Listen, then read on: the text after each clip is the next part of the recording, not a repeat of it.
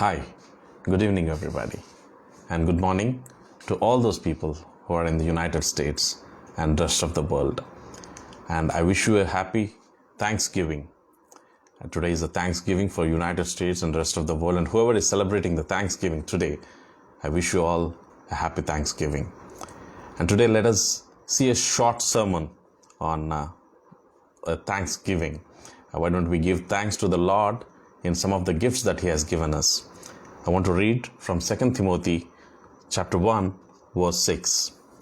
For this reason, I remind you to fan into flame the gift of God, which is in you through the laying on of my hands. Apostle Paul is talking about to fan the flame, the gift of God that is there with Timothy. And you know, this is a farewell epistle that Apostle Paul has written to Timothy, and this is the last letter that he has written.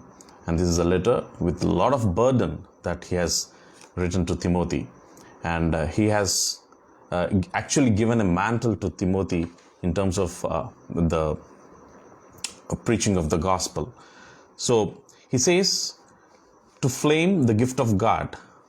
And if you are a believer, if you believe that Jesus Christ is the Lord and Jesus Christ has born on this world, and he was there in this world, and then he has preached the gospel, healed the people, and he has done miracles. And if you have believed these things, and then he has died for your sin and my sin, he was crucified on the cross and then buried. He died, he buried, and then resurrected on the third day, and he went back to heaven, and he's going to come back. If you believe these things, then definitely God has chosen you, and you're a chosen person to God, and God expects that you need to be like the light, and God expects that you are chosen to be like a salt, and God expects that you are chosen to be like the watchman, and God expects us to be like a living testimony and sharing His gospel. And if you have identified your purpose, there might be something that God might have spoken to you in many ways. Maybe at some point in time earlier in your life, maybe through some scriptures He might have spoken to you, some kind of a burden that He might have kept in your heart, or some kind of some preacher might have been talking, and you might have felt that burden, and or in different ways God speaks in different ways, and He might have spoken to you, and you might have thought that this is my call and this is my gift, and God might have given you a lot of skills and talents, and He might have given you a lot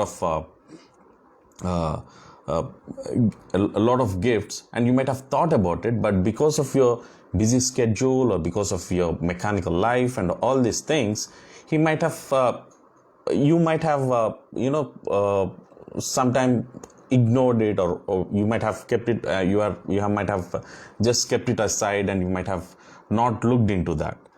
But today He's saying to fan that gift, to fan into flame the gift of God. And He says on the second point, once you identify the gift of God that you have, and it's a process to identify the gift of God. You have to pray, you have to read the scriptures, you have to seek God's help, you have to do a lot many things. Once you identify the gift of God, you have to concentrate on it, you have to focus on it, and you have to you have to build on it, you have to do a lot of research on it, share a lot of information on it, you have to master yourself, you have to equip yourself, and you have to become a master. And once you become a master, the third step is the implementation part. You have to start the baby steps. You have to take a small initial step and then put it into execution. You have to take a small step, seek God's help, pray, read the scriptures, you pray and say, God, I'm getting into this. Can I go ahead now? And God will slowly start opening His doors.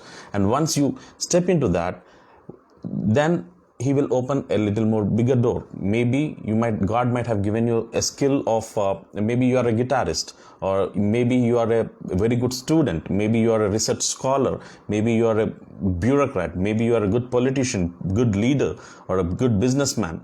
Anybody, any skill or talent that God wanted you to implement in this world and glorify His name, probably you can do that with a small initial steps, and then move to execution and then move to a bigger steps. Once you do that, the last step that you have to do is continue that work. And I personally do on 3 steps on continuing any work that God has given. First, I keep learning certain things. I keep learning. And you are a student of God's word forever in your life. You keep learning the God's word. You keep reading the scriptures and you keep learning a lot of new things and all. And then I keep relearning. See, once you read the Bible, probably you might read Luke chapter 15, and you might know the story of a parable son, and you might think that, yeah, I know it. But if you read it again and again, there's a lot of thoughts that God gives you. God blesses you with a lot of wisdom, a lot of thoughts. You read within the context and you research on each word or each sentence. There's a lot of lessons that God gives you. You have to keep relearning. And then the final step is you have to unlearn certain things. First, in doing the continuation job, you have to do 3 steps. One is learning, relearning, and the third one is unlearning. We have, as a human being, we have a lot of bad habits. When you have these bad habits, probably these bad habits will one day become an obstacle in the execution of the gift of God that God has given. So you have to keep unlearning these bad habits day by day. You have to keep moving away from these bad habits. So once you do these things, these 4 things, that is, once you have to identify the gift that you have, and then you have to focus on it, and then you have to, from the initiation to execution, you have to do it, and then you have to continue the work. When you do this, I think you will get into fan the flame of the gift that God has given you. Probably, maybe today is a Thanksgiving day, and why don't you take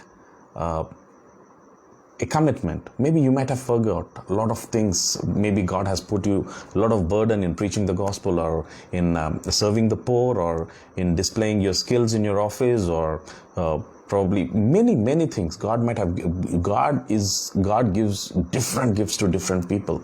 So if you have identified that gift, and if you have put it aside since long time, maybe today is the time to rethink on that gift, and take a commitment on this Thanksgiving Day, and take a commitment and say, Lord, thank you for giving me this gift, and let me put it into implementation.